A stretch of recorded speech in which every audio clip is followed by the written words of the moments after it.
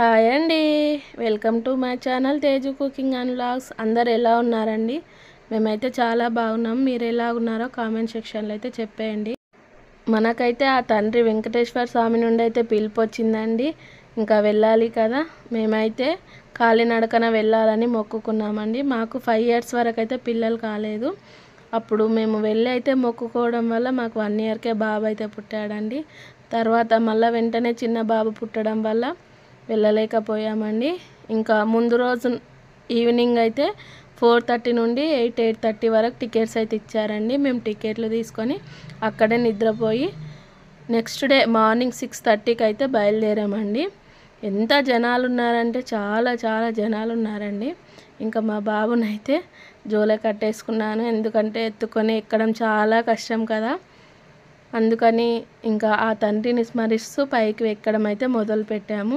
నేను ఒక్కటేం ఎత్తుకోలేదు, అమ్మ, మా మరిది గారు అందరూ ఎత్తుకొని ఎక్కడం జరిగిందండి. ఇంకా ఫస్ట్ అయితే నవ్వుతూ ఎక్కాము, కానీ వెళ్తూ ఉంటే అమ్మ ఇంకా ఎప్పుడు వస్తుందని ఎదురు చూసామండి. ఆ తండ్రిని చేరుకోవడం అంటే అంత ఈజీ కాదు కదండి. ఇక్కడ మా బాబు అయితే గోవిందా అంటూ ఎక్కుతున్నాడు. ఎక్కువేం ఎక్కలేదులేండి, ఒక 100 steps అట్లా ఎక్కాడు. తర్వాత మేమైతే ఎత్తుకున్నాము. మనమే ఎక్కలేము, పిల్లలు ఏడెక్కుతారు. ఇంకా తర్వాత నెక్స్ట్ మధ్యలో అయితే ఒక దగ్గర టిఫిన్ చేసామండి. టిఫిన్ చేసి అక్కడ కొద్దిగా రెస్ట్ తీసుకున్నాము. ఇక్కడైతే జింకలు కనిపించాయండి. ఇక్కడైతే ఇంకా టిఫిన్ చేసి ఇక్కడ ఒక 1/2 hour అట్లా రెస్ట్ తీసుకొని ఎక్కడం మొదలు పెట్టామండి. మళ్ళీ ఆయన ఎప్పుడు వస్తాడా ఎప్పుడు కనిపిస్తాడా అన్నట్టే ఉంది. ఇంకా మీరు ఎన్నిసార్లు తిరుపతికి వెళ్ళారో కామెంట్ సెక్షన్లో అయితే చెప్పండి. మేమైతే ఇప్పటికి 5 times అయిందండి పెళ్ళైనప్పటి నుంచి.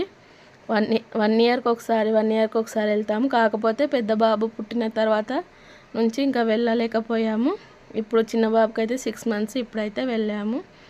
తర్వాత ఇంకా ఇక్కడ మధ్యలో ఆంజనేయ స్వామిని అయితే దర్శనం చేసుకోవాలి కదా. ఇక్కడ నేను మా అమ్మ అయితే ఎలా అయిపోయామో చూడండి. ఇక్కడైతే కొబ్బరి పువ్వు అమ్ముతున్నారండి. తీసుకుందాం అనుకున్నాము కానీ ఇక మళ్ళీ తీసుకోవాలనిపించలేదండి. ఎందుకో తినాలని కూడా అనిపించలేదు, ఆష్ట వచ్చినట్లు అనిపించింది. ఇంకా అటు తిరిగి అయితే రోడ్డు పైన వచ్చామండి.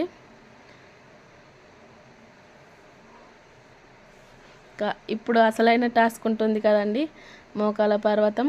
ఇంకా మోకాల పర్వతం ఎక్కిన తర్వాత అక్కడైతే వీడియో తీయడానికి వీలు పడలేదు. ఇంకా పైనకైతే వచ్చేసినామండి. తర్వాత ఆయన చూపు మనపై ఉందనుకోండి, దర్శనం ఎంత బాగా అవుతుంది. మాకైతే ఒక 1 hourలోనే అయిపోయింది. మాకు 9-10కి అయితే దర్శనం వచ్చిందండి. మేము పైకి వెళ్ళేసరికి అయితే 12 అయింది.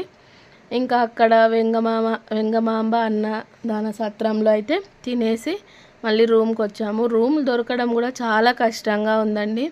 వెళ్ళేవారు ఎవరైనా ఉంటే బుక్ చేసుకొని వెళ్ళడం చాలా బెస్ట్, ముందే బుక్ చేసుకోవడం బెస్ట్. ఇక మేమైతే కళ్యాణకట్టలో ఎంటికలు తీయించి ఇక రెడీ అయితే దర్శనంకి వెళ్ళాము. ఫోన్లో అయితే తీసుకొని వెళ్ళలేదండి. ఇదైతే నెక్స్ట్ డే మార్నింగ్. ఇంకా ఆకాశగంగా, పాప వినాశనం, జపాలి అవన్నీ చూడాలని అయితే అనుకున్నాము. మాదైతే ఓన్ వెహికల్ అండి. ఓన్ వెహికల్ లేని వాళ్ళు కూడా మీరు అక్కడ బస్సుకైతే వెళ్తే 5 అయితే చూపించుకొని వస్తారండి. శ్రీవారి పాదాలు, జపాలి తీర్థం, ఆకాశగంగా, పాప వినాశనం, వేణుగోపాల స్వామి టెంపుల్. నెక్స్ట్ అదే వీడియో వస్తుందండి మీకు.